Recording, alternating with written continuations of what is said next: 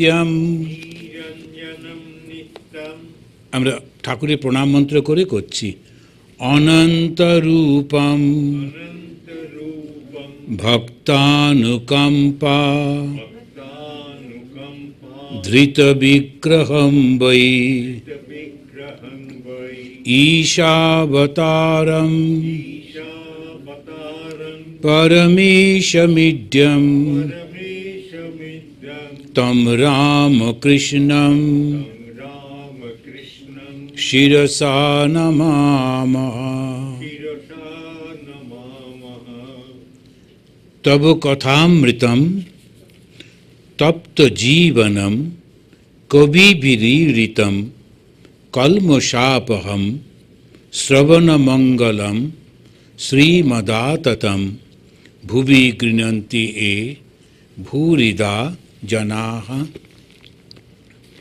আমরা শ্রী শ্রী রামকৃষ্ণ কথামৃতে, যেটা উদ্বোধন থেকে পাবলিশ হয়েছে, কলকাতার উদ্বোধন থেকে, সেইখান থেকে পড়ছি। এর পেজ নম্বর হচ্ছে 222। ভগবান শ্রীরামকৃষ্ণ তিনি এসেছেন, ভক্তদের সঙ্গে কথা হচ্ছে, নানান রকম কথা। কলকাতা বলরাম অধরের বাটিতে শ্রীরামকৃষ্ণ। এখানে 2রা জুন 1883 খ্রিস্টাব্দ। ঠাকুরকে ওই প্রতিবেশী জিজ্ঞেস করছেন যে মশাই, কীরকম ব্যাকুলতা, ঈশ্বরকে পেতে গেলে ব্যাকুল হতে হবে। তো বলছেন কীরকম ব্যাকুলতা? তার উত্তরে ঠাকুর বলছেন, কর্ম গেলে কেরানির যেমন ব্যাকুলতা হয়। সাধারণত অন্যান্য সময়ে উনি বলেছেন, যদি কাউকে জলের মধ্যে একটু আটকে রাখা যায়, তখন দম নিতে গিয়ে সে যে ছটপট করে, ততটা ব্যাকুলতা।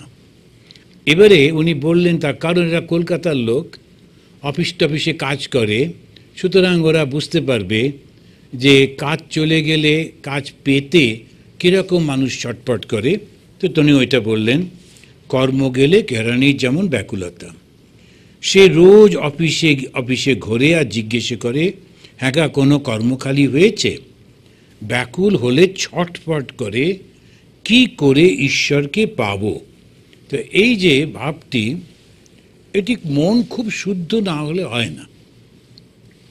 ব্যাকুল হওয়া খুব শুদ্ধ মন না হলে হয় না।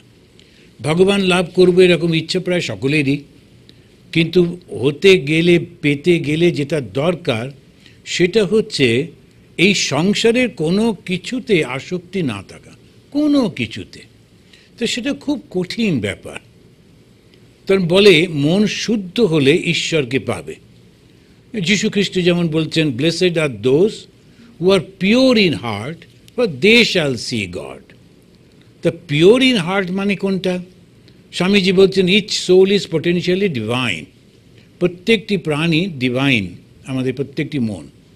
এই ডিভিনিটি বা পিওরিটি এগুলো কোনটা? সেটি বলতে গিয়ে ওটা বলতে পারি, এই জগৎ এর সম্পর্কে কোনো ধারণা বা কোনো ইচ্ছা, কোনো বাসনা হচ্ছে ইমপিওরিটি। আর জগতের ছাড়া যেটা থাকে, অর্থাৎ ঈশ্বর, তার সম্পর্কে ধারণা মানে পিওরিটি। তো জীব জগৎ আর ঈশ্বর, এই তো দুটো জিনিস। ঈশ্বর তিনি স্রষ্টা, জীব জগৎ সৃষ্টি। এবার জীব জগৎকে যখন আমরা চাইব, তখন ঈশ্বরকে পাব না। ঠাকুরই কোনো কোনো জায়গায় বলেছেন, যখন শিশুরা খেলনা নিয়ে মস্ত থাকে, তখন মা থাকেন, ঠিক আছে খেলছে থাকুক, মা তখন আর তাকে কোলে নেয় না। কিন্তু যখন সে খেলনা ফেলে দিয়ে কান্নাকাটি করে, অন্যরাও যদি অন্য কোনো খেলনা দিতে চায় নেবে না, তারা যদি কোলে নিতে চায় উঠবে না। এই যে ব্যাকুলতা, সেই রকম যখন হয় তখন ঈশ্বরের কাছে যাওয়া যায়। তো সেটাই তিনি বললেন। যে প্রতিবেশী জিজ্ঞেস করছেন, সাধু সঙ্গ হলে কি ব্যাকুলতা হতে পারে? প্রতিবেশী মানে মাস্টারমশাই ওর নামটা জানেন না। তো যেখানে গেছেন তাদের বাড়িতে আশেপাশের লোকেরা আসতো, আমরাও করি। আমরাও কারুর না কারুর বাড়িতে যাই, যখন বলি মহারাজ আমাদের বাড়িতে আসুন একটু চা খাবেন, তখন বলি বেশ তো যাবো, তুমি কাছাকাছি লোকদের একটু ডেকে নিও। শুধু একলা একলা গেলাম, বসে একটু চা খেলাম, তো ওটা ঠিক সুবিধা হবে না, ওটা আমাদের জীবনের সঙ্গে ঠিক মেলে না। শুনুন, আমাদের কাজই হচ্ছে এই লোকেদের কাছে কাছে গিয়ে তাদেরকে ভগবান সম্পর্কে একটু সজাগ করে দেওয়া। কারণ আমাদের যে ফিলোসফিটা রামকৃষ্ণ মিশনের, যেটা স্বামী বিবেকানন্দ বলেছেন, তিনি বলছেন, my philosophy can be said in 2 sentences: to make people aware about their divine nature and to help them to manifest it. And that is the philosophy of the Ramakrishna mission. তো আমরা কি করি, we go close to the people and we talk to them, এরকম। তো তাদের সঙ্গে কথা বলছি, করছি, ওদের আত্মীয় স্বজন বন্ধু বান্ধব যারা এলো তারাও শুনলো। এইরকমই একটা প্রতিবেশী এসছেন, ও কৌতূহলী হয়ে প্রশ্ন করছে। তা মাস্টারমশাই বলছেন, প্রতিবেশী জিজ্ঞেস করছে, সাধু সঙ্গ হলেই ব্যাকুলতা হতে পারে? এখন এই যে সাধু সঙ্গ বলছেন, তখন ঠাকুর বলছেন, হ্যাঁ হতে পারে, তবে পাষণ্ডের হয় না। এখন এই যে সাধু সঙ্গ মানে যে ভালো কথাগুলো বলছে সেটা যদি তুমি শোনো, শোনার পর যদি তুমি সেটা ব্যবহার করো, প্র্যাকটিস করো, তবে তো। তা যদি না হয়, শুধু শুধু শুনলে আর ওটা মনও দিল না, এমনি এমনি, তখন সেটা ওকে উনি বলছেন পাষণ্ড। অর্থাৎ ওরা থাকে ওইখানে কিন্তু ওর কথাগুলো শোনে না। যদি লক্ষ্য করে দেখেন, যারা ধর্মীয় স্থানগুলোতে থাকে ওটাই তাদের কাজ, কিন্তু ভগবানকে বিশ্বাসই করে না। ওরা ওখানে দাঁড়িয়েই মিথ্যে কথা বলে লোকের কাছ থেকে টাকা নেওয়ার চেষ্টা করে। আপনার এই হবে, আপনার সেই হবে বলে একটা বলে, তারপরে যদি প্রণামী না দেয় তখন ভয় দেখায় যে এখানে টাকা না দিলে আপনার পা ভেঙে যাবে, ওখানে আপনি উল্টে পড়ে যাবেন, এসব নানা রকম ভয় টয় দেখিয়ে। এখন এই যে করছে, কেন করছে? ও টাকা রোজগার করতে হবে বলে ধর্মটাকে ব্যবহার করছে। মহাভারতেও আমরা এই শব্দটা পাই, ধর্ম ব্যাপারী, ধর্মটাকে নিয়ে ব্যবসা করে। আর ধর্ম রাজনীতিতে ব্যবহার তো বহু পুরনো, অনেকেই, সমস্ত রাজারা এসে চেষ্টা করেছেন এই কেননা মানুষের মনের সব থেকে কোমল স্থানটা হচ্ছে এই ধর্মটা, আর সব থেকে ভালোবাসার জায়গাটা হচ্ছে ধর্মটা। আর এই ধর্মটাকে সবাই ব্যবহার করতে চায় যাতে ভগবান শ্রীরামকৃষ্ণ অবতার বরিষ্ঠ, তিনি আসছেন কেন? মানুষকে সচেতন করে দিতে। এবং তাঁরই দুটো আরও রূপ আমরা দেখতে পাই, মা শারদামণি দেবী এবং স্বামী বিবেকানন্দ। তো তাঁরা এসে ওইটা বুঝিয়ে দিচ্ছেন, দেখো পাষণ্ডের কিন্তু হবে না। অর্থাৎ যার মনটা নিষ্ঠুর হয়ে গেছে, যে শুধু নিজের জন্যে চিন্তা করে আর কোনো কিছু ভাবে না, তার সাধু সঙ্গে হলেও হবে না বলে উদাহরণ দিচ্ছেন। সাধুর কমণ্ডলু 4 ধাম করে এলো, তবু যেমন তেতো তেমনই তেতো। কমণ্ডলুটা সাধারণত এই নানা রকম তেঁতুল কাঠ দিয়ে, এটা দিয়ে বানায়।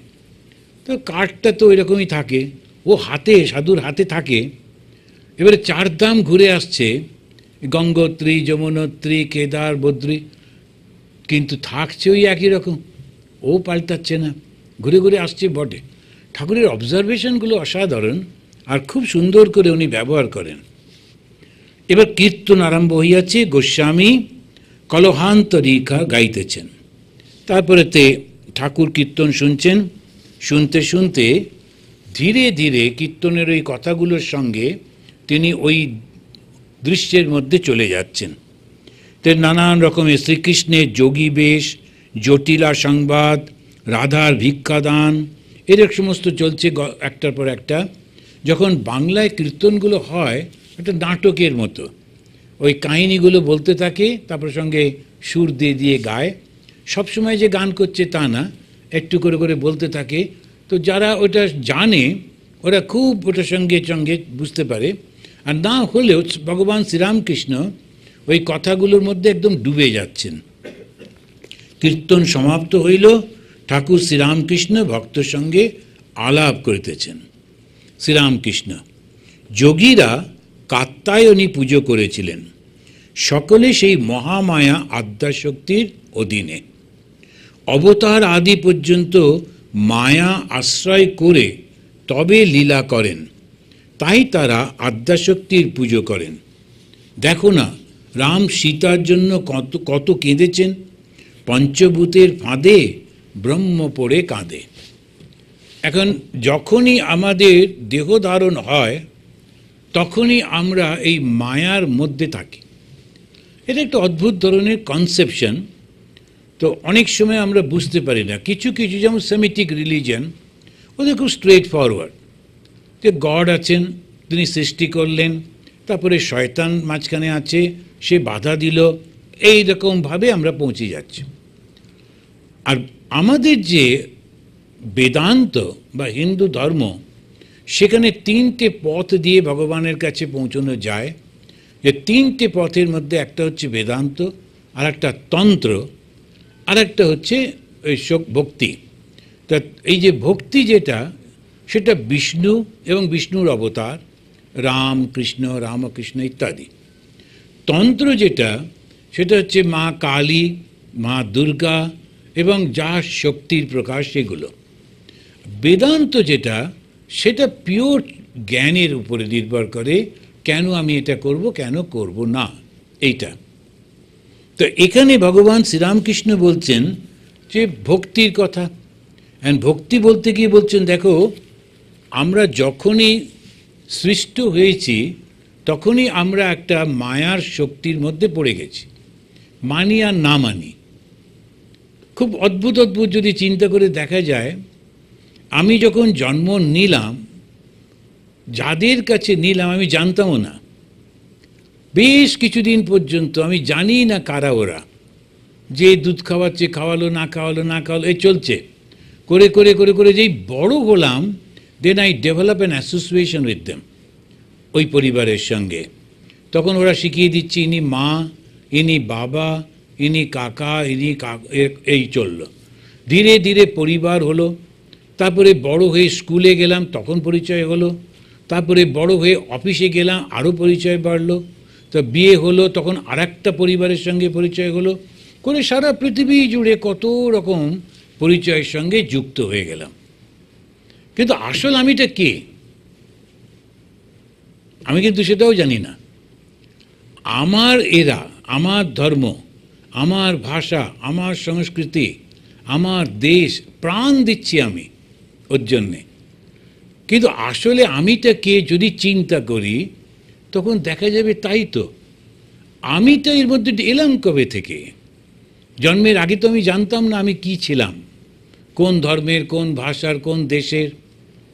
আবার মৃত্যুর পরও জানবো না আমি কোথায় যাচ্ছি। মাঝখানেতে এটা ডেভেলপ করলো কে? কে ডেভেলপ করলো? ওই অ্যাসোসিয়েশন। ওই চারপাশের লোকেরা বলেছে সারে জাহাঁ সে আচ্ছা, আচ্ছা বেশ ঠিক আছে, আমরা ওটাই শিখলাম। অন্য লোকেরা অন্যভাবে শিখছে। তার মানে যদি আমরা সত্যি সত্যি বিচার করে দেখি, আমরা যা পার্সোনালিটি মনে করছি সব কেউ না কেউ আমাদেরকে ডিকটেট করে দিয়েছে। আমরা ইমবাইব করেছি, করে একটা আমার নিজস্ব হয়েছে। কিন্তু আমার নিজের আইডেন্টিটিটা কি? নিজের আইডেন্টিটিটা হচ্ছে আমি শুদ্ধ ব্রহ্ম, এছাড়া অন্য কিছু না। সেই জন্যেই আমাদেরকে ঋষিরা বললেন যে তুমি অমৃতস্য পুত্রাহা, you are the children of immortal bliss, that is your identity. বাকি যেগুলো দেখছো ওগুলো তোমার উপাধি, একটা সংস্কৃত শব্দ ব্যবহার করে, এগুলো সব তোমার উপর চাপানো হয়েছে। একটি ছেলে সে স্কুলে পড়ছিল, পড়ে পড়ে বড় হলো, তারপরে পিএইচডি করলো, তখন তার নামের আগে একটা ডক্টরেট বসালো, তারপরে সে করে পিএইচডি লিখলো, তারপরে সে এখানকার সিইও হলো, ওখানকার ম্যানেজার হলো, এখানকার এই হলো, ওর লিস্টটা বাড়তে লাগলো। এরপরে যখন সে রিটায়ারমেন্ট নিচ্ছে, ওর একটা পার্সোনাল যখন সেই লেটার হেড হচ্ছে, তাতে তার ডান দিকে অনেকগুলো লেখা রয়েছে আমি এই করে করে করে করে। তো সুতরাং ওইগুলো সব পরে পরে অ্যাড করেছে, ওগুলো কিন্তু ওর সঙ্গে ছিল না। তাহলে কি আমিটা কে? এই বিচার করলে দেখা যায়। তাই ঠাকুর বলছেন, যখন একটা পেঁয়াজের খোসা ছাড়ানো হয়, তখন প্রথমে একটা লাল থাকে, তারপরে একটু হলদে হলদে, তারপরে সাদা, তারপরে কিছুই থাকে না। ঠিক তেমনি আমরা যখন আমাকে বোঝবার চেষ্টা করি, তখন দেখি সত্যি তো আমি তো কিছুই বুঝে উঠতে পারছি না আমি কোথায়। এখন আমাদের রবীন্দ্রনাথের এই একটি গান আছে না, যে আপনাকে এই জানা আমার ফুরাবে না, সেই জানারই সঙ্গে সঙ্গে তোমায় চেনা। খুব অসাধারণ শব্দগুলো ব্যবহার করেছেন। আপনাকে এই জানা, আপনি মানে আমি নিজে, জানা আমার ফুরাবে না। আমি কি এইটা, আমি কি ওইটা, আমি কি ওইটা, কোনোটাই মিলছে না। আর সেই জানারই সঙ্গে সঙ্গে তোমায় চেনা। যত আমি পেঁয়াজের খোসা ছাড়াচ্ছি তত দেখছি না আমি তো ব্রাহ্মণ নই, আমি তো মানুষই নই। এই করতে করতে গিয়ে দেখলাম চিদানন্দ রূপ শিবোহম শিবোহম, আমি সেই পবিত্র শুদ্ধ আত্মা। তো ধর্মটা কি, ওইটাই জানা। জানলে কি হবে, আর এই জগতে কোনো কিছুর সঙ্গে আমার কোনো টান থাকবে না। থাকবো বটে, মন চলো নিজ নিকেতনে, সংসার বিদেশে বিদেশীর বেশে, ভ্রম কেন অকারণে। তো এই যে সংসার বিদেশে আমি ঘুরছি, এটা বিদেশ। এই সংসারটা, এখানে যাচ্ছি, আনন্দ করছি, মিশছি সব কিছু, কিন্তু আমার সঙ্গে কোনো কিছু নেই। তা গোপীরা ওই কাত্যায়নী পুজো করলো, করে টোরে ওরা মায়ারই ভেতরে রয়েছে। তখন ওই এখানে তিনি বলছেন যে এমন কি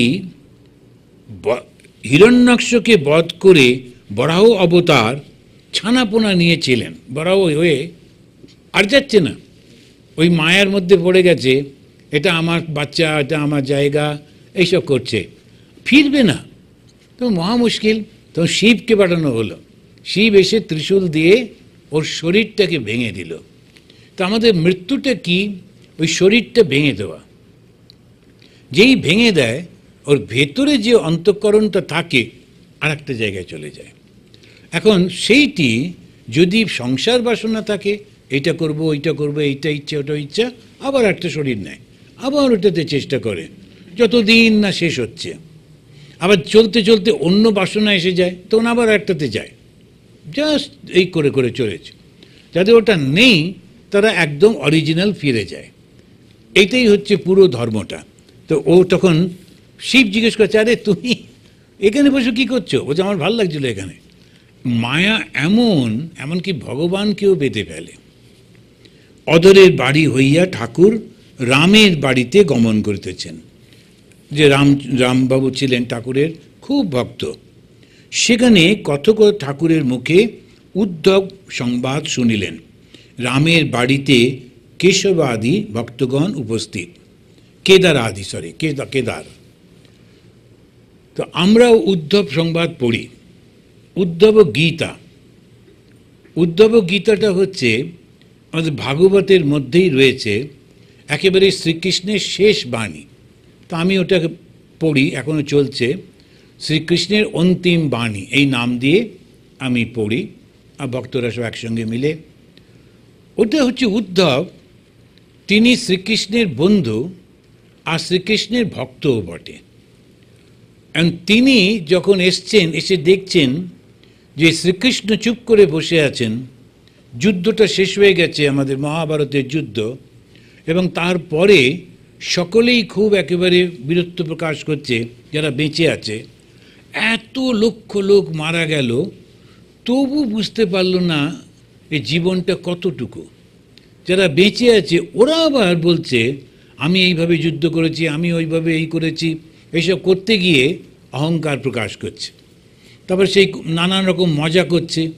শ্রীকৃষ্ণের নিজের ছেলে পর্যন্ত সে এই একটা সাধুর সঙ্গে মজা করতে গেল, একটা মানে পেটে একটা কিছু গামছা টামছা বেঁধে, তারপরেতে গিয়ে বলছে আচ্ছা, একটা মেয়েদের মতো ঘোমটা দিয়ে ও সাধুকে জিজ্ঞেস করছে, আচ্ছা তোমরা তো সব বলতে পারো, বলো দেখি এই মহিলা কি জন্ম দেবেন, ছেলে না মেয়ে? ও সাধু বুঝতে পেরেছে, উনি বলছে দাঁড়ে যাও তোমরা, কিন্তু শুনছে না, বারবার অপমান করছে। তখন উনি অভিশাপ দিলেন, এই ছেলে মুষল প্রসব করবে। মুষল, তখন সেই একটা লোহার একটা মুষল তার শরীর থেকে বেরোলো। সেইটা কি করবে? ভগবানের কাছে যা, গিয়ে জিজ্ঞেস কর, একটা ভুল হয়ে গেছে, আমরা এখন এটাকে দিয়ে কি করব? তা না করে ওরা আরেকজনের কাছে গেছে, এই যে বুদ্ধিগুলো কিরম ভ্রম হয়ে যায়, কিছুতেই ঠিক লোকের কাছে যাবে না।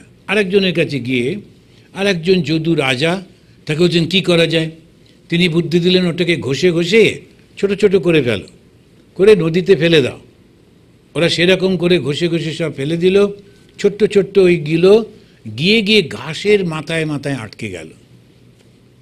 এবারে যাদবরা সবাই মিলে আত্মীয় স্বজন বন্ধু বান্ধব নিয়ে, পরিবার নিয়ে ওইখানেই স্নান করতে গেল।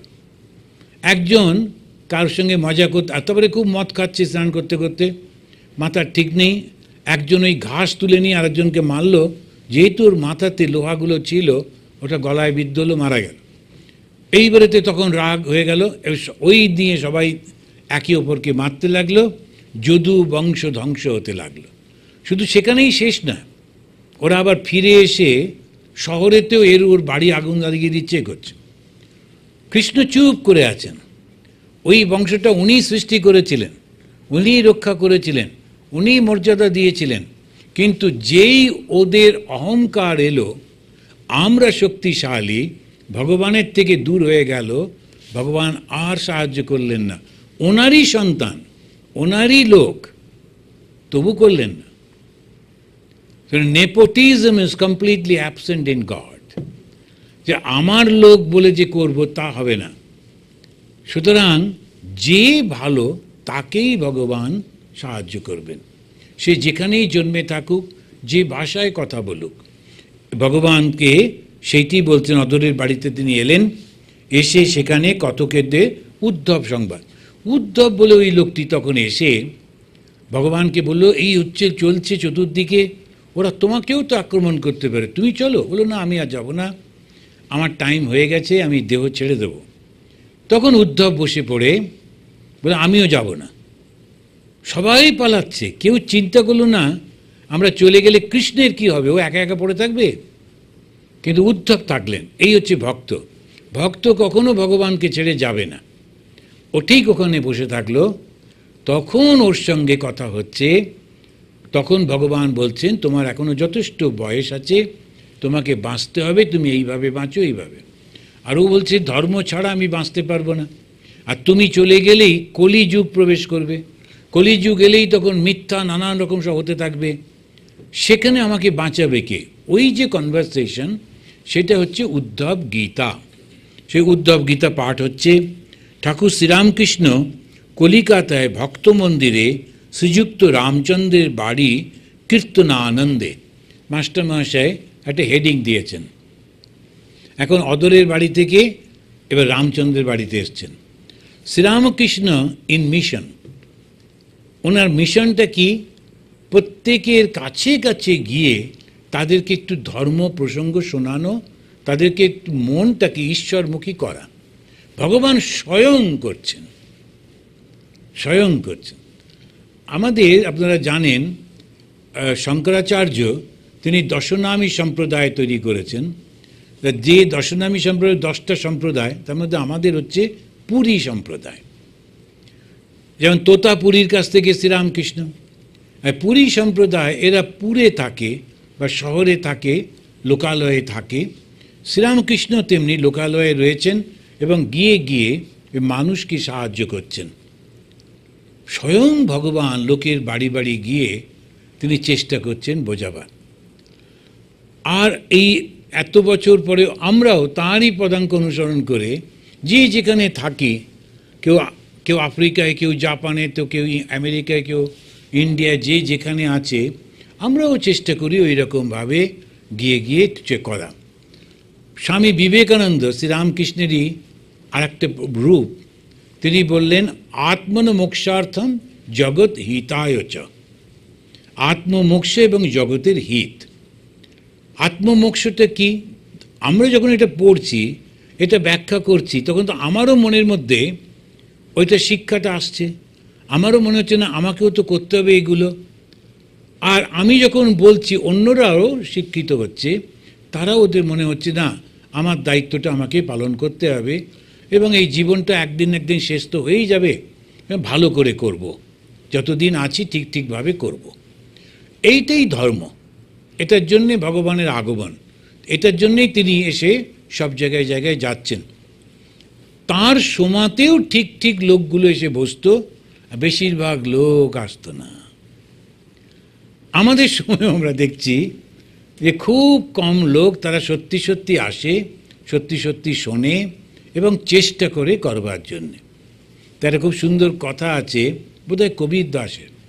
কবির বলছেন, দুধ গলি গলি ফিরে, সুরা বৈঠে বিকায়। সুরা মানে হচ্ছে মদ। ও একটা কোনায় বসে থাকবে, লোকেরা ঘুটঘুট করে গিয়ে ওখান থেকে ওই মদ কিনে কিনে নিয়ে আসবে, চুরি করে করে খাবে। ও কারোর কাছে যায় না, লোকেরা ওর কাছে যায়। আর দুধওয়ালা বেচারি ভালো জিনিস খেলে লোকের ভালো হবে, সে মাথায় নিয়ে ঘরে ঘরে যাচ্ছে, দেবে না। তো দুধ গলি গলি ফিরে, সুরা বৈঠে বিকায়। ভালো জিনিস মানুষ নিতে চায় না কেন? প্রকৃতি। আমরা সব প্রকৃতির ভেতরে রয়েছে, কিছুতেই ভালো জিনিস নিতে পারি না। ওই জন্য আজকেই যেটা আমরা হোম অফ হারমোনিতে যে ক্লাসটা হলো, যে কথাটা, সেটা হলো মেডিটেশনের পক্ষে বাধাগুলো কি কি। তো 13টা বাধা আছে, আর তার মধ্যে হচ্ছে এই প্রমাদ। তো আমরা একটা হচ্ছে প্রমাদ, আমরা যেটা করবার নয় সেইটা করতে প্রচুর সময় ব্যয় করি, আর বলি যে আমার আর সময় নেই, কখন ভগবানের নাম করব। ঠাকুর সেটাই বলতে গিয়ে বললেন, সবাই ওই মহামায়ার মধ্যে পড়ে। রামচন্দ্র ডাক্তারি শিক্ষা করিয়া ক্রমে মেডিকেল কলেজে সহকারী কেমিক্যাল এক্সামিনার হইয়াছিলেন। তখনকার দিনে এই পজিশনগুলো খুব বড় বড় পজিশন। সায়েন্স অ্যাসোসিয়েশনের রসায়ন শাস্ত্রের অধ্যাপকও ছিলেন। তিনি স্ব উপার্জিত অর্থে বাড়িটি নির্মাণ করিয়াছেন। এই স্থানে ঠাকুর কয়েকবার শুভাগমন করিয়াছিলেন, তাই ভক্তদের কাছে এটি একটি মহা তীর্থস্থান। আমরাও যেখানে যেখানে ভগবান শ্রীরামকৃষ্ণ গেছেন, থেকেছেন, স্বামীজি গেছেন, থেকেছেন, মা, সেগুলোকে আমরা তীর্থস্থান মনে করি। কেন? যেখানে একজন ভগবান, তাকে রিয়ালাইজ সোল বললে কম বলা হয়, তিনি যেখানে যাচ্ছেন, থাকতেন, তার চিন্তা, তার উপস্থিতি সেই জায়গাটাকে পিউরিফাই করে ফেলে। আবার পিউরিফিকেশনটা কি? গেলেই ঈশ্বরের চিন্তা আসে, জগতের চিন্তা আসে না। যেখানে গেলে জগতের চিন্তা আসে সেটা কিন্তু অনেক নিম্ন স্থান, যেখানে ঈশ্বরের চিন্তা আসে সেটা সবথেকে উচ্চ স্থান। অনেক মন্দিরে ঢুকলেও ঈশ্বরের চিন্তা আসে না। এত সুন্দর করে মন্দির করেছে, ধর্মস্থান করেছে, এত সোনা দানা, নানান রকম দামি জিনিস, লোকে ওইগুলো দেখতে, ছবি তুলতে, আর আজকাল আবার সেই সেলফি করতে ব্যস্ত। ওর মধ্যে সে ঈশ্বরকে খুঁজে পেল না। যখন জিজ্ঞেস করা হলো মন্দিরে গেছলে ঈশ্বর দর্শন করেছো, ওখানে আছেন না, কোথায়, কোন জায়গাটা, কোন কোন কোন দেবতা, সেটা খুঁজে পাইনি। এখন যখন এই দুর্গা পুজো হয়, আমি মাঝে মাঝে বসে বসে দেখি সব আসে অল্প বয়সীরা, তারা এসে মা দুর্গাকে পেছনে রেখে সেলফি তুলতে ব্যস্ত। ছবি একবার যে ঘুরে দুর্গাকে প্রণাম করবে সেটার সময় নেই। এখন এই যে আমরা সমস্ত করি, এগুলো আনন্দ মজা বটে, কিন্তু সংস্কার যদি থাকে ওটা করবে না, যেটা করবার ওটাই করবে। আমার একটা খুব মনে পড়ে, আমি হয়তো আগে বলেওছি, যে শিলচরে এয়ারপোর্টে বসেছিলাম। তখনকার দিনে ছোট্ট এয়ারপোর্ট, আমাদের বীরেশ্বরানন্দজি মহারাজ উনি ওখানে গেছিলেন, ওখান থেকে ফিরবেন কলকাতায়। আমরাও যারা যারা গেছিলাম ওনাকে সিয়াপ করে আমরাও নিজের নিজের জায়গায় ফিরে যাব। আমি চলে যাব আমাদের, আমি যেখানে থাকতাম চেরাপুঞ্জিতে। এখন মহারাজের ছিল, অভ্যাস ছিল একটা করে চকলেট বাচ্চাদের দিতেন, কোনো বাচ্চা এলেই দিতেন। চোখে খুব একটা ভালো দেখতে পেতেন না, তো কাছে এলে এরকম করে মাথাটাতে হাত দিয়ে তারপরে ওকে একটা চকলেট দিতেন। মহারাজ স্পর্শ করছেন, সুতরাং মায়েরা জোর করে বাচ্চাদেরকে নিয়ে আসছে, কিন্তু বাচ্চাগুলোর মধ্যে অনেকেই খুব কান্নাকাটি, কিছুতেই মহারাজের কাছে আসবে না। মায়েরা টেনে টুনে নিয়ে এসে কোনো রকমের ছুঁয়ে মহারাজ একটু দিয়ে দিলেন। একটি বাচ্চা সে গটগট করে ওর মার সঙ্গে বাইরে ওয়াকিং করছিল, ওর মাও হাঁটছে, ও পেছন পেছন হাঁটছে। মনে হয় কোনো চা বাগানের ম্যানেজারের বউটু হবেন, খুব ওরকমই একটু পোশাক টোশাক। হঠাৎ করে এই ছোটো বাচ্চাটা দেখলো যে একটা অনেকগুলো বাচ্চা তারা চেঁচামেচি করছে, অনেকে সব দাঁড়িয়ে। ও কৌতূহলী হয়ে এলো, এসে দেখলো মহারাজের কাছে চকলেট রয়েছে, বোধহয় সেই জন্যে ও সব ভিড়টা সরিয়ে সোজা মহারাজের কাছে এসে গেল। এবারে যখন মহারাজ বুঝলেন কেউ একজন কাছে এসছে, দেখতে হয়তো পাচ্ছেন একটু, ওকে ডাকলেন। ও গিয়ে মহারাজের কোলের উপরে মাথাটা রাখলো। মহারাজ খুব মাথার উপর হাত দিয়ে পিঠেতে, তারপরে এক মুঠো চকলেট তুলে নিয়ে ওকে দিলেন। আবার দেখলেন ও হাতটা পুরোটা এরম করেছে কিনা, ও ছোটো বাচ্চা তো বুঝতে পারে না, তো দিয়ে ভালো করে দিয়ে তা ছেড়ে দেন। আমি তখন অতটা বুঝিনি, পরেই এগুলো পড়তে পড়তে মনে হচ্ছিল সংস্কার কাকে বলে। ওই বাচ্চাটাকে কেউ শিখিয়ে দিল না, ওর মা তো এদিকে পছন্দই করছিলেন না, এত লোক ভিড় করেছে সেটা ওনার পছন্দ ছিল না এয়ারপোর্টে। কিন্তু এই বাচ্চাটি কীরকম পূর্বজন্মের সংস্কার, ওই রকম মহারাজের কাছে, ওই মা, মহারাজ ছিলেন শ্রী শ্রী মায়ের শিষ্য বীরেশ্বরানন্দজি মহারাজ, তার কাছ থেকে নিল। তো এইগুলো সমস্ত ওইভাবেই হয়। তো রামচন্দ্র নিজে খুব কঠিন, খুব কষ্টের মধ্যে ছিলেন। স্বামী বিবেকানন্দের বাবার কাছ থেকে সাহায্য নিয়ে তারপরে উনি পড়াশুনো করলেন, করে ডাক্তার হলেন। ডাক্তার হয়ে নিজের টাকায় একটা বাড়ি কিনে ঠাকুরকে নিয়ে গেছেন। তো সেখানে সব রাম বাড়িতে ভক্তদের স্থান দেয়, কত সেবা করে, তার বাড়ি ভক্তদের আড্ডা। এমন যারা ঠাকুরের নাম টাম করে তারা কারুর বাড়ি গিয়ে বসে, খাওয়া দাওয়া করে, গল্পগুজব করে, কিন্তু ঠাকুরের নামই করে, কেউ কীর্তন করে, এই করে। আস্তে আস্তে ওইটা একটা সুন্দর, ঠাকুর বললেন আড্ডা। আড্ডা মানে এমন একটা জায়গা যেখানে বেশ মজা করে লোকেরা থাকে, আনন্দ করে থাকে, ঠিক অফিস না, কোনো জবরদস্তি নেই, ইচ্ছা করেই গেছে। তো সেই আড্ডা, নিত্যগোপাল, লাটু, তারক, রামচন্দ্র এই রকম বাড়িতে সব গিয়ে থাকতেন। তাহার সহিত অনেক দিন একসঙ্গে বাস করেছিলেন। তার বাড়িতে নারায়ণের নিত্য সেবা হতো। তখনকার দিনে ওই বাঙালি বাড়িতে, এখনও অনেক বাড়ি আছে যাদের একটা ভগবান রোজ সকালে তার পুজো হয়, হয় তারা নিজেরা পুজো করেন কিংবা ব্রাহ্মণ আছেন তিনি এসে পুজো করে দেন। শ্রীরামকৃষ্ণ ভক্তদের প্রতি সংসার আর মুক্তি দুই ঈশ্বরের ইচ্ছা, এই নিয়ে আমরা আলোচনা করছিলাম। এবারে রামচন্দ্রের কাছ থেকে আমরা এসে রামের বাড়িতে উৎসবে ঠাকুর এসেছেন। শ্রী রাম শ্রীমদ্ ভাগবত কথামৃতে তাহাকে শোনাইবার আয়োজন করিয়াছেন। ভাগবত কথামৃত, ভাগবত পড়ছেন। একটু আগে ঠাকুর শুনেছেন উদ্ধব গীতা, এবার এসে পুরো ভাগবতটা সেইটা পড়া হচ্ছে, উনি শুনছেন। ছোট উঠান, তার ভিতরে কত পরিপাটি করে বেদি রচনা হয়েছে, তার উপর কতক ঠাকুর বসেছেন। রাজা হরিশ্চন্দ্রের কথা হচ্ছে। বলরাম অদরের বাড়ি হইয়া ঠাকুর আসিয়া উপস্থিত হইলেন। রামচন্দ্র আগুয়ান হইয়া ঠাকুরের পদধূলি মস্তকে গ্রহণ করিলেন ও তার সঙ্গে সঙ্গে আসিয়া বেদির সম্মুখে পূর্ব হইতে নির্দিষ্ট আসনে বসাইলেন। চতুর্দিকে ভক্তেরা আর কাছে মাস্টারমশাই সবসময় ঠাকুরের কাছে কাছে এসে বসতেন, পায়ের কাছে।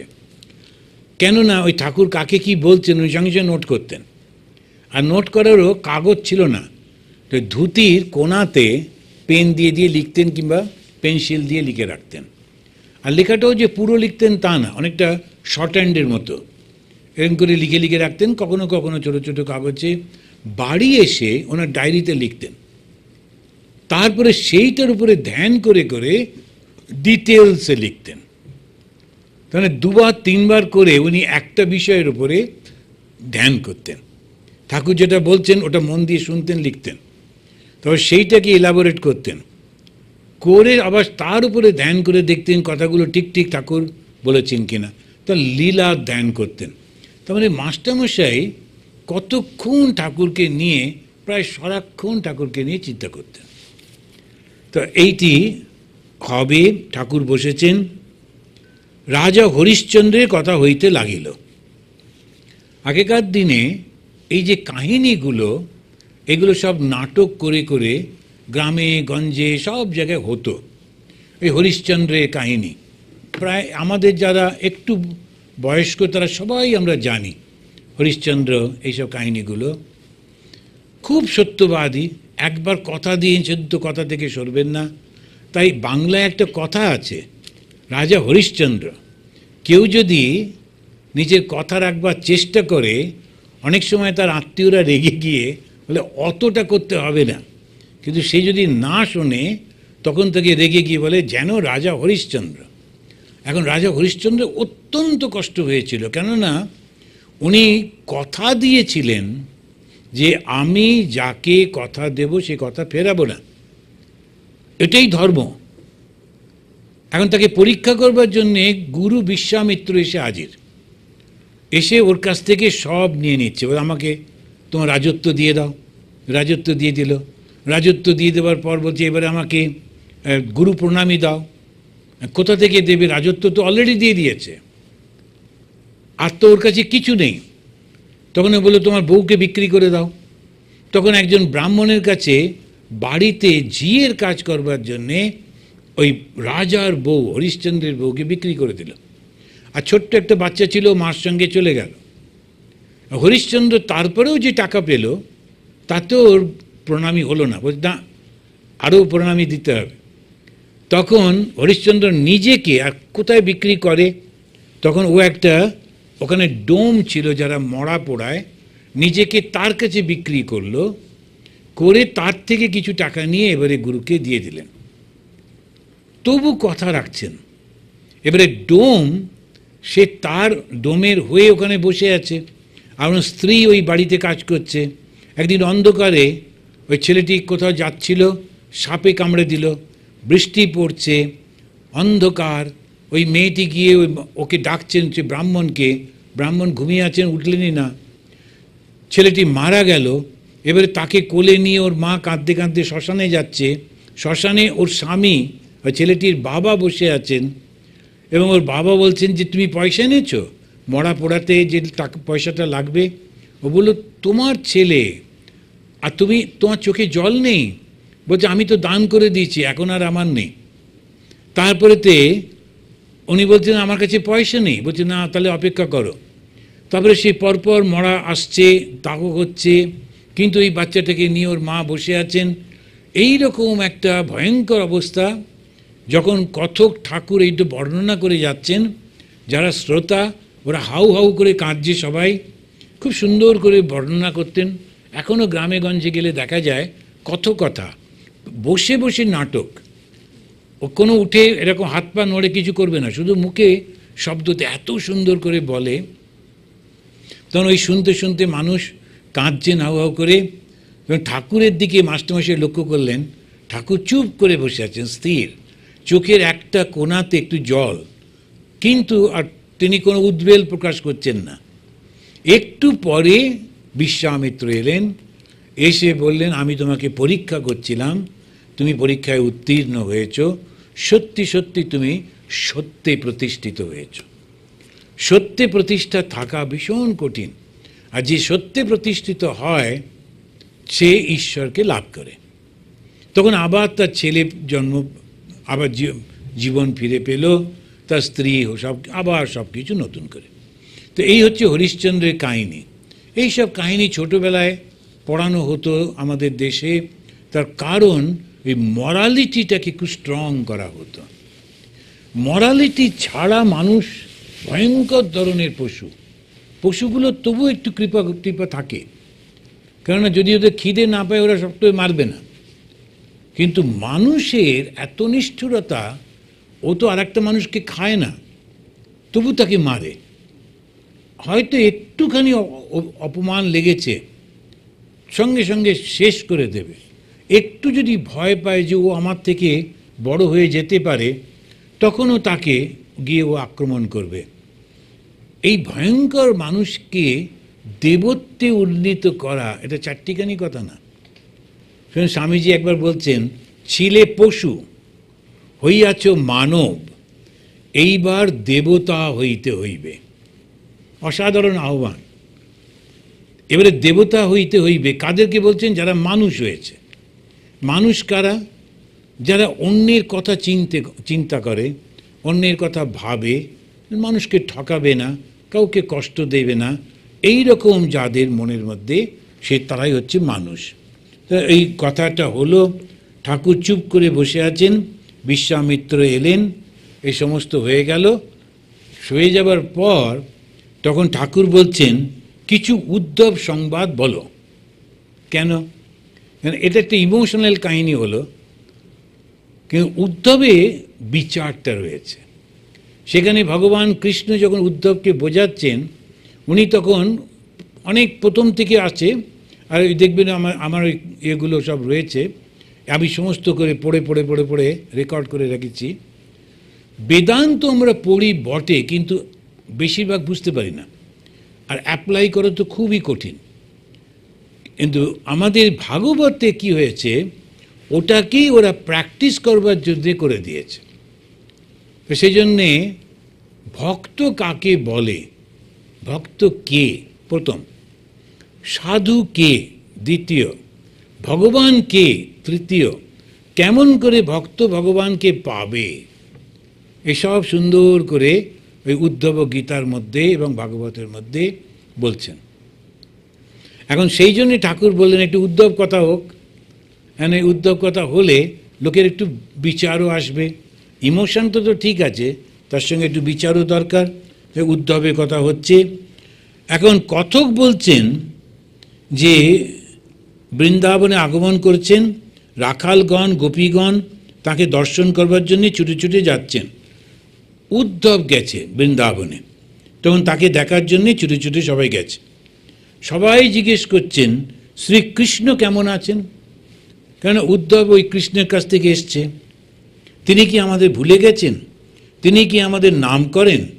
কেউ কাঁদতে লাগলো, আর কেউ কেউ উদ্ধবকে বৃন্দাবনের নানা জায়গায় দেখাতে লাগলো আর বলতে লাগলো, এইখানে কৃষ্ণ গোবর্ধন ধারণ করেছিলেন, এখানে ধেনুকা বধ করেছিলেন, এখানে শকটাসুর বধ করেছিলেন, এখানে রাখালদের সঙ্গে এখানে খেলা করেছেন।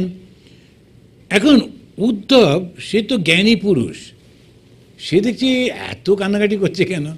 তখন ও বলছে, আপনারা কৃষ্ণের জন্য অত কাতর হইতেছেন কেন?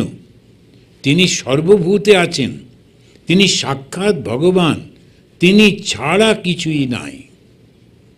তখন গোপীরা বলছেন, আমরা ওসব বুঝতে পারি না, আমরা লেখাপড়া কিছুই জানি না, কেবল আমাদের বৃন্দাবনের কৃষ্ণকে জানি, যিনি এখানে নানা খেলা করে গেছেন, ক্রীড়া করে গেছেন। কেবল আমাদের বৃন্দাবনের কৃষ্ণকেই আমরা জানি, তিনি সাক্ষাৎ ভগবান। তাকে চিন্তা করলে এই সংসারে আর আসতে হয় না, উদ্ধব বলছেন, জীব মুক্ত হয়ে যায়। তখন এই গোপীরা বলছেন, আমরা তো মুক্তি চাই না, এই মুক্তির কথা আমরা বুঝতেও পারি না, আমরা আমাদের প্রাণের কৃষ্ণকে দেখতে চাই। তো এই যে ভক্তি একটা অসাধারণ জিনিস। এখন ভক্তি সে আস্বাদন করতে চায়, ভগবানের সঙ্গে লীলা আস্বাদন করা আর ভগবানের মধ্যে মিলিয়ে যাওয়া। ভগবান শ্রীরামকৃষ্ণ তিনি দুটোকেই নিচ্ছেন, আবার খুব সুন্দর একটা উদাহরণ দিয়ে বোঝাচ্ছেন। বলছেন যে একটা যখন বাঁশি থাকে, সেই বাঁশিটার 7টা ছোট ছোট ফুটো থাকে, 7 রকম সুরে সে বাজায়। আর একটা বাঁশি থাকে, সে শুধু পোঁ করে বাজাতে থাকে। যখন আমাদের ওই সানাইগুলো বাজে, সানাইয়ের পেছনে একজন একটা সুরে বাজাতে থাকে, আর সানাই তার উপরে নানান রকমের করে। ওই যে পোঁ ধরে আছে, ওটা হচ্ছে বেদান্ত, আর বিভিন্ন সুরে উঠছে নামছে, ওইটা হচ্ছে ভক্তি। উদাহরণ দিয়ে বলছেন। তো ভক্তদের খুব ইচ্ছা ভগবানের সঙ্গে লীলা করব। প্রথম যখন মানুষের জন্ম হচ্ছে, সংসার হচ্ছে, ঠিক তার আগে কেউ সংসার করতে চাইছেন না, খুব মুশকিলে পড়া গেল। কেননা ভগবান ব্রহ্মা তিনি জগৎ সৃষ্টি করেছেন, তার মধ্যে যে সাধুদের তৈরি করেছেন, জন্ম থেকেই সন্ন্যাস নিয়ে ঋষি হয়ে বসে আছে। কিছুতেই ব্রহ্মার কথা শুনছে না। ওরা বলছে না, আমরা বিয়ে তা করবো না। ব্রহ্মা তখন তিনি সৃষ্টি করলেন প্রজাপতি, কিন্তু তাতেও ওরা মানতে পারছে না। কি করা যায়, কি করা যায়? তখন ভগবান স্বয়ং বিষ্ণু বলেন, আচ্ছা, সব থেকে ভালো যে সাধুটি, আমি তার সঙ্গে একটু খেলা করে দেখি। তার নাম ছিল কর্দম। সে কর্দম মুনি একদিন ধ্যান করছেন নিরাকারের। হঠাৎ তিনি দেখলেন নিরাকার সাকার হলেন, আর সাকার হয়ে বিষ্ণু এবং লক্ষ্মী তারা একত্রে বসে কথা বলছেন, আনন্দ করছেন, আস্তে আস্তে ভাসতে ভাসতে চলে যাচ্ছেন। এই প্রথম তিনি তার ধ্যানের মধ্যে ওই দ্বৈত ভাব দেখতে পেয়ে এত মুগ্ধ হলেন, রোজ ধ্যানেতে ওইটা দেখার চেষ্টা করছেন। আগে শুধু নিরাকার দেখতেন, এখন ওই সাকার মূর্তিটা দেখতে না পেয়ে তিনি খুব কান্নাকাটি করছেন। তখন ব্রহ্মার কাছে এসে যখন বলছেন, ব্রহ্মা ভগবান বিষ্ণুকে বললেন, বিষ্ণু বললেন, ওকে বলো বিয়ে করতে, তাহলে আমি আবার দর্শন দেব। তখন ওই দর্শন পাবার লোভে ও বিয়ে করতে রাজি হলো। তখন ওকে বলা হলো একজন রাজা আসবে, সেই রাজা হচ্ছেন মনু এবং তাঁর স্ত্রী শতরূপা, এবং তারা আসবেন, তুমি তাদের মেয়েকে বিয়ে করবে। এরকমভাবে প্রথম দেবতা হচ্ছেন ওই ঋষি, কেননা তার মানব জন্ম হয়নি, ব্রহ্মা তাকে মন থেকে তৈরি করেছিলেন। আর এবারে মানবী জন্ম পেয়ে দেবরূপা তিনি এলেন, তার সঙ্গে তার সন্তান হবে। অষ্টম গর্ভের সন্তান হয়ে জন্মগ্রহণ করলেন স্বয়ং বিষ্ণু, যিনি কপিল হিসেবে জন্ম নিলেন, এবং তিনি প্রথম দর্শন রচনা করলেন, যে কপিলের সাংখ্য দর্শন। তো এই গল্পগুলোর মধ্যে দিয়ে আর এই তত্ত্বগুলোকে আমাদের সামনে নিয়ে আসা হয়। ঠাকুর শ্রীরামকৃষ্ণ এই সকল কথা এক মনে শুনিতে লাগিলেন, ভাবে বিভোর হইয়া গেলেন। তো বলেছেন, গোপীরা ঠিক বলেছে, এই বলিয়া তিনি মধুর কণ্ঠে গান করিতে লাগিলেন, আমি মুক্তি দিতে কাতর নই, শুদ্ধ ভক্তি দিতে কাতর হই গো। ঠাকুরের প্রণাম মন্ত্রটি করে আবার শেষ করি। নিরঞ্জনম নিত্যম অনন্তরূপম ভক্তানুকম্পা ধৃতবিগ্রহম বৈ ঈশাবতারম পরমেশমিড্যম তম রামকৃষ্ণম শিরসা নমামঃ। ওম শান্তি শান্তি শান্তি। হরি ওম তৎসৎ। শ্রীরামকৃষ্ণ অর্পণমস্তু।